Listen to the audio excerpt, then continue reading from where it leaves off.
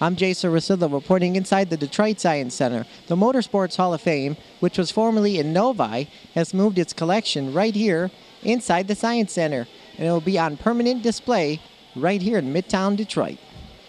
Stay tuned for remarks from Hall of Famers Bob Bondurant, Elliott Forbes-Robinson, Dale Armstrong, Chris Karamesines, Danny Ongais, Mel Kenyon, Tom D'Eath, and Jeremy McGrath.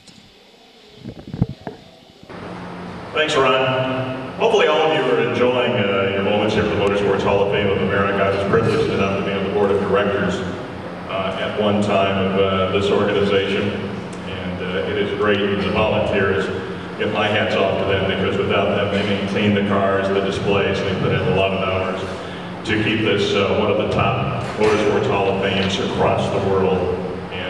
Hats off to them again. It's been great what they have done. Had to move locations, and the Detroit Science Center has really worked out well, and we're hoping that this becomes a major tourist attraction for people when they come into town for maybe the races out of Michigan International Speedway.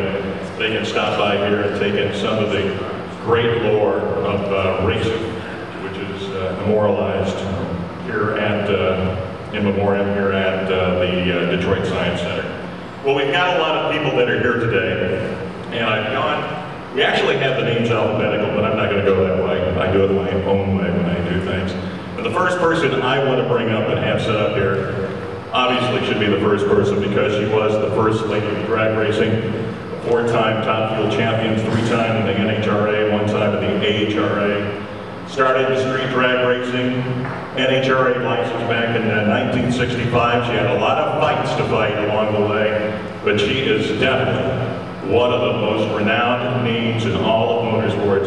Shirley Muldowney. Shirley?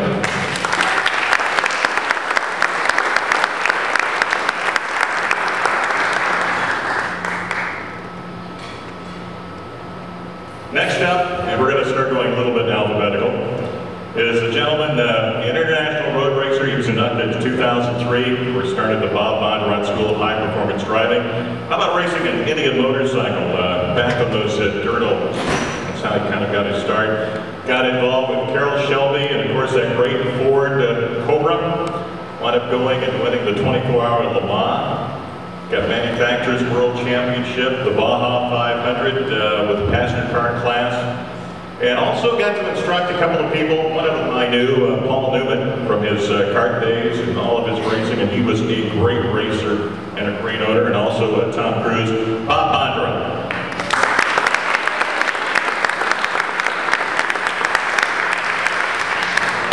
The next gentleman didn't have to ask for directions to get to the Detroit Science Center, because he is a Detroit native. Although, if we told him to go to the Detroit River, he would do that in his sleep, because he's a three-time APBA Gold Cup champion, had 3 championships right here in Detroit. He also raced USAC Formula V. He was at the midgets. But how about when he first started racing? How about his first race was an outboard marathon around Belle Isle? I think we ought to do that for a media thing. Don't you? Next time with the Gold Cup, we'll get him out there in outboards and race around. Tom D'Eath. Tom?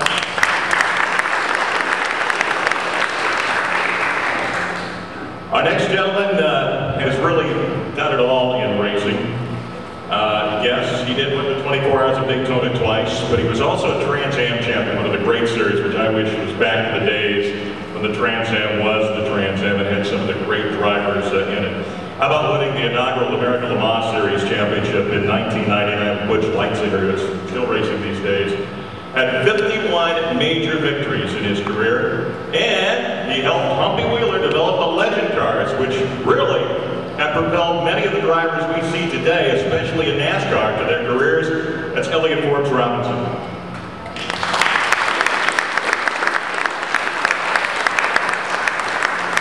This next gentleman, I actually saw him race a midget inside the state fairgrounds here a couple of years ago.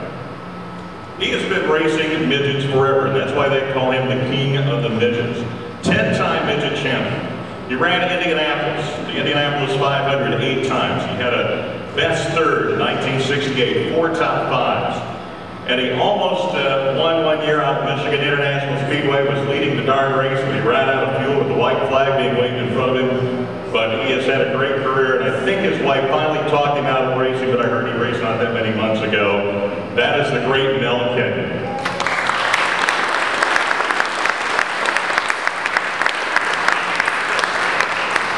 This next gentleman I had a chance to watch on the racetrack in Indianapolis and elsewhere. Being part of the Indianapolis Motor Speedway Radio Network for 15 years. Started drag racing. We kind of forget drag racing and motorcycles and all of the things he did in winning a couple of titles in '63 and '64 with the American Hot Rod Association and NHRA in 1965. How about running in Formula One? Remember him in Formula One, he ran 6 races there. Did have a couple of accidents that we try to forget along the way, but boy, you knew when he was on the racetrack. That foot was down, and that's why they called him the Flying Hawaiian, Danny Ongais.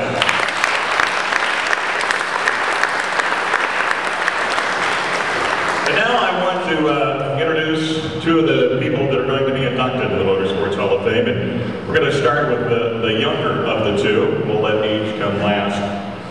This man really put motocross on the map, and arena cross.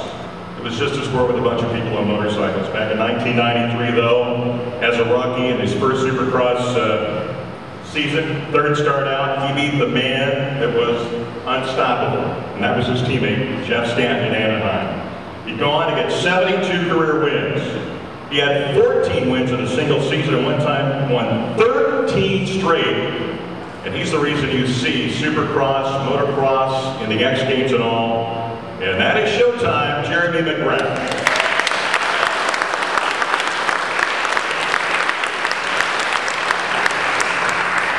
This next gentleman, well, he came from Canada. We allow that in the United States. We allow racers from all over the place. He came here driving a topless Chevy funny car. He was the one that actually got Pro Comp underway, one of the 2 that's considered the grandfathers of that in drag racing.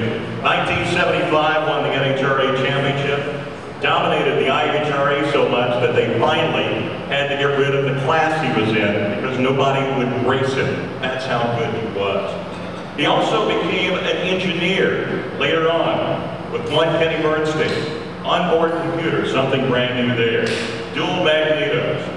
He had the lockup clutch and many more innovations along the way that helped Kenny Bernstein do what he did. He has had an incredible career. Dale Armstrong. Dale?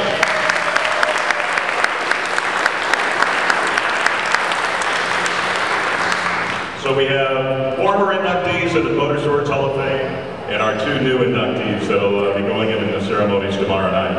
And I think the best thing, and I can sit here and start asking questions and I'd get lost in my own world because I love stories, and these people have great stories. I'm sure you've got some questions. I think we've got some microphones, don't we, Ron?